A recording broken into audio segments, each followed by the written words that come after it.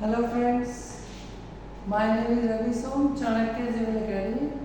हम लोग चल रहे हैं भारतीय संविधान की क्लास में और भारतीय संविधान में हम लोगों ने शुरू किया हुआ है भारतीय संवैधानिक विकास। संवैधानिक विकास में हमने आपको पिछली वीडियो में 1773 का रेगुलेटिंग एक्ट, सबसे पहले 1600 का राजलेख, फिर 1726 का राजलेख और फिर 1773 का रेगुलेटिंग एक्ट के बारे में बताया था।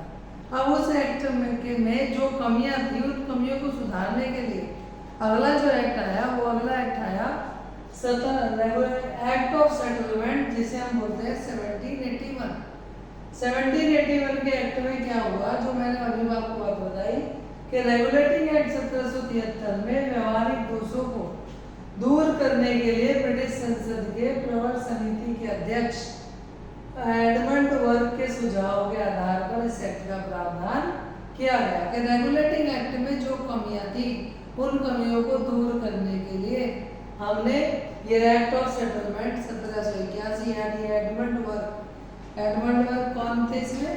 एडमंड वर्क इंग्लैंड के व्यक्ति थे जिन्होंने कहा कि इस एक्ट को लाया जाए। फिर उसके बाद इस एक्ट का नाम संशोधनात्मक अधिनियम कर दिया, यानी अमेंडमेंट एक्ट। अमेंडमेंट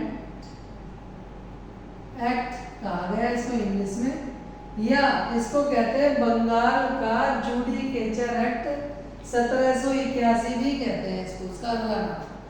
फिर इस एक्ट में क्या हुआ, इस एक्ट के अंतर्गत कलकत्ता की सरकार को बंगाल, बिहार और उड़ीसा के लिए भी एक विधि बनाने का अधिकार प्रदान किया गया। उसके बाद इसमें एक और काम किया गया कि गवर्नर जनरल इन काउंसिल को सुप्रीम कोर्ट की अधिकारिता से मुक्त कर दिया गया कि सुप्रीम कोर्ट का इस गवर्नर जनरल काउंसिल पर कोई अधिकार नहीं रहेगा, ये अपना काम खुद करेगी, खुद देगी अधिकार। इसके बाद इन्होंने राजस्व मंडलों की स्थापना भी की। इसका आप लोग जो है वो ले लीजिए स्क्रीनशॉट। फिर हम अगला चलते हैं, इसी में अभी आगे एक और बात है कि इसमें ये कहा गया कि 5000 से ऊपर के जो भी मामले होंगे, 5000 पाउंड से ऊपर के जो भी मामले होंगे वो सब मामले सम्राट के न्यायालय में भेजे जाएंगे। तो आप इसको स्क्रीनशॉट ले लीजिए। चलिए देखिए आगे बताता हूँ।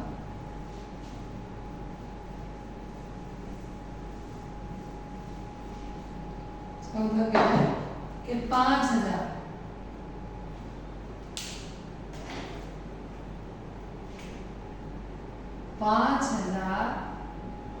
पाउंड से अधिक मूल्य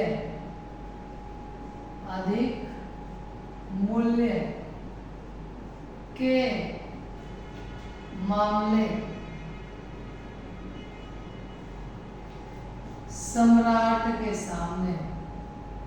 सम्राट के दरबार में भेजे जाएंगे।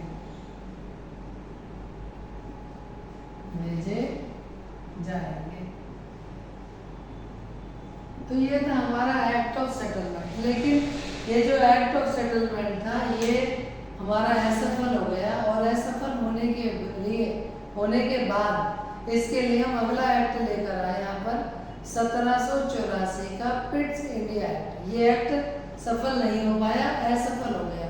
इसके बाद हम लेकर आए हैं यहाँ पे पिट्स इंडिया एक्ट। देखिए चलते हैं आगे।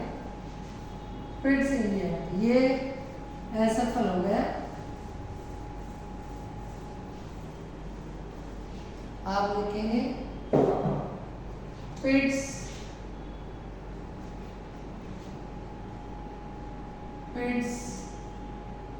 India act 1784। ये 1784 को आया पिट्स इंडिया एक्ट। ये क्यों आया? देखिए 1781 का जब एक्ट ऑफ सेटलमेंट असफल हो गया तो उसके बाद अगला एक्ट, क्योंकि उसके दोषों को दूर करने के लिए पिट्स इंडिया एक्ट 1784 लाया गया।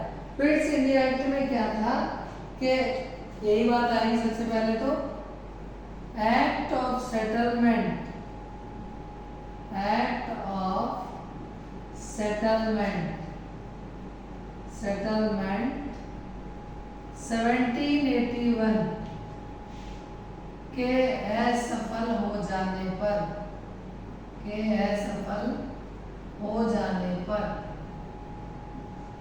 हो जाने पर इस एक्ट को लाया गया। था क्या, अंग्रेज लोग अपनी कमियां देख रहे थे, कमियां मिल रही थी, तो एक व्यक्ति दूसरा एक्ट, एक एक्ट, उसके बाद उसकी कमी दूर करना, दूसरे की कमी दूर करना, यही काम कर रहे थे। कि अब पिट्स इंडिया एक्ट किया है तो इसमें 1784 में कि जो एक्ट ऑफ सेटलमेंट में कमी है इसे असफल हो गया, तो अब हम 1784 का पिट्स इंडिया एक्ट लागू कर देंगे। इसमें हुआ क्या, इसमें कंपनी द्वारा अधिग्रहित, इसमें क्या किया, कंपनी द्वारा अधिग्रहित, अधिग्रहित मतलब कब्जाए हुए क्षेत्र, अधिग्रहित भारतीय क्षेत्र, भारतीय क्षेत्र, भारतीय क्षेत्रों को, क्षेत्रों को ब्रिटिश ताज, ब्रिटिश क्राउन, यानी ब्रिटिश ताज, या कह देते हैं ब्रिटिश क्राउन, ब्रिटिश क्राउन के स्वामित्व, के स्वामित्व, स्वामित्व मतलब उसको मालिक, स्वामित्व के दावे का पहला वैधानिक दस्तावेज था, स्वामित्व के दावे का पहला दस्तावेज था। दस्तावेज मतलब होते हैं कागजात, पेपर, दस्तावेज था। क्या कहा गया कि कंपनी द्वारा जो भी भारतीय क्षेत्रों को कब्जाया है उन्हें ब्रिटिश ताज के स्वामित्व के दावे में लाइए, और ये पहला दस्तावेज था जिस पर लिखित काम हो गया। उसके बाद इस अधिनियम में क्या हुआ कि कंपनी के व्यापारिक और राजनीतिक कार्य, कंपनी के व्यापारिक यानी कॉमर्स यानी ट्रेड, व्यापारिक व राजनीतिक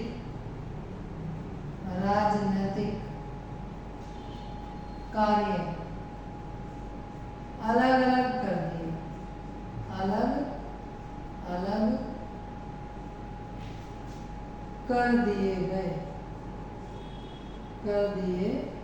गए, कि व्यापार अलग होगा, राजनीति अलग होगी, क्योंकि 1764 में इन लोगों ने भारत पर कब्जा जमाना शुरू कर दिया था, अलग अलग कर दिए।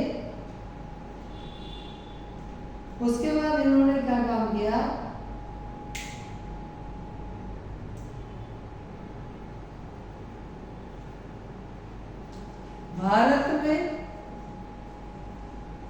भारत में अंग्रेज अधिकारियों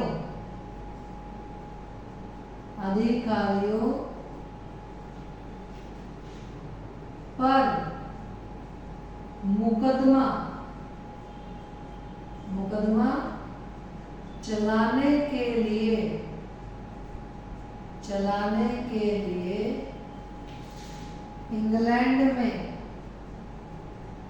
इंग्लैंड में एक कोर्ट की स्थापना की गई कि अगर कोई भी अंग्रेज अधिकारी भारत में कोई अवैध कार्य करता है या मतलब जो वैलिड नहीं है तो उसके ऊपर भी मुकदमा चलाया जा सकता है। वो मुकदमा चलाया जाएगा। इंग्लैंड में एक कोर्ट की स्थापना की गई 1784 के एक्ट के अनुसार।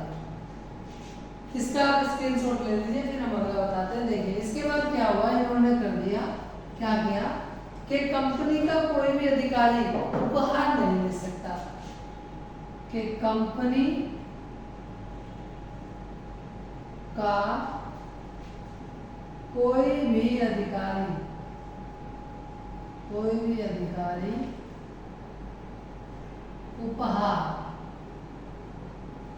उपहार नहीं लेगा, यानी जो गिफ्ट था नहीं लेगा। किसी भी प्रकार का कोई उपहार लेने पर प्रतिबंध लगाती है। फिर अगला क्या गया, गवर्नर जनरल की परिषद की संख्या, गवर्नर जनरल की परिषद की संख्या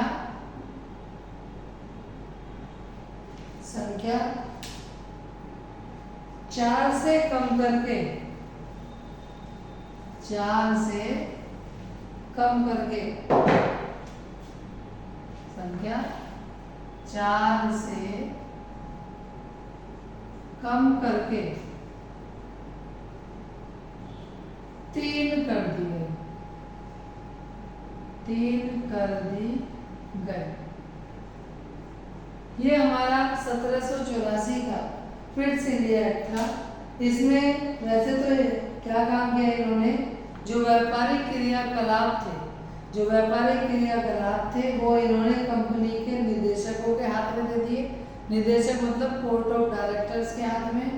और राजनीतिक क्रियाकलाप जो थे वो इन्होंने सैनिक, असैनिक और ये जो राजस्व वाले मामले थे ये इन्होंने निदेशक मंडल यानी बोर्ड ऑफ काउंसिल के हाथ में दे दिए। तो ये हमारा आज एक्ट ऑफ सेटलमेंट और फिट्स इंडिया एक्ट 1784 हुआ।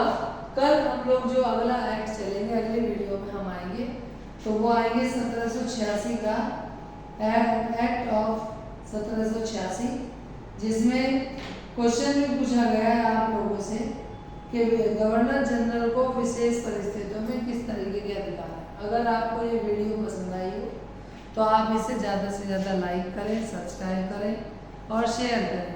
जो बच्चा पैसे के अभाव के कारण नहीं पढ़ पा रहा है, ये वीडियो कई बार मुझसे बच्चे कह चुके हैं, कई बार बातें आ चुकी हैं कि सर ये वीडियो पुलिस के लिए नहीं, ये पुलिस के लिए भी है, ये पैट के लिए भी है, ये SSC CGL के लिए भी है, ये UPSC के लिए भी है, UP PCS 3 के लिए भी है, RO के लिए भी है। आप किसी भी लेवल का एग्जाम दे लीजिए, मैं गारंटी छाती ठोक के कहता हूँ कि आपका कोई भी एग्जाम का क्वेश्चन, ना तो ज्योग्राफी इस पर डल चुकी है और अब पॉलिटी चल रही है, कोई भी वीडियो या कोई भी क्वेश्चन आपका किसी भी एग्जाम का बाहर नहीं जाएगा। इससे ज़्यादा बड़ी बात नहीं कह सकता मैं। आप लोग चाहो तो स्टाम्प पेपर पे लिख के रख दूंगा और आप पेपर मिला लेना, कोई भी पेपर दे के आओगे तो कोई भी क्वेश्चन बाहर नहीं जाएगा। लेकिन आप लोगों के लाइक से मुझे कोई पैसा नहीं मिलता। आप लोग लाइक करें ज़्यादा से ज़्यादा और शेयर करें, सब्सक्राइब करें। धन्यवाद।